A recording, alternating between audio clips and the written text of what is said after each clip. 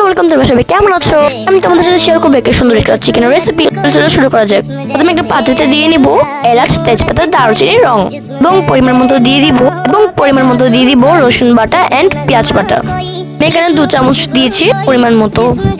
আবার এখানে আমার পরিমাণ মতো দিয়ে দিব আদা বাটা এন্ড দেন আদা বাটা দেওয়ার পর এখানে দিয়ে দিব বাদাম বাটা, কারণ বাদাম বাটা দেওয়ার পর স্মেলটা একটু ভালো আসে এন্ড রান্নাটাও অনেক মজা হয়।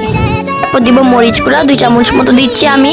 মরিচ গুঁড়া দেওয়ার পর দিব সামান্য একটু হলুদ, যেহেতু রান্নার চেহারা দেখতে একটু ভালো আসে। দিয়ে দিব গরম মশলা। এখন সবগুলো ভালোভাবে নেড়ে নিব।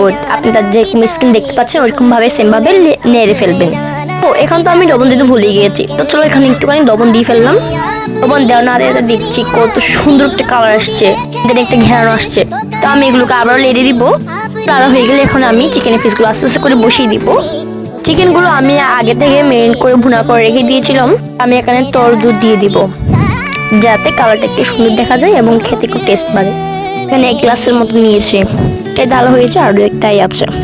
ও দেখে দেখে পুরোপুরিটাই লেয়ারি হয়ে গেছে। এখন আমি এখানে পেঁয়াজকে একটা ভেজে রেখেছিলাম, এগুলো আস্তে করে পুরো দিয়ে সাজিয়ে দিলাম, যাতে দেখতে একটু সুন্দর লাগে।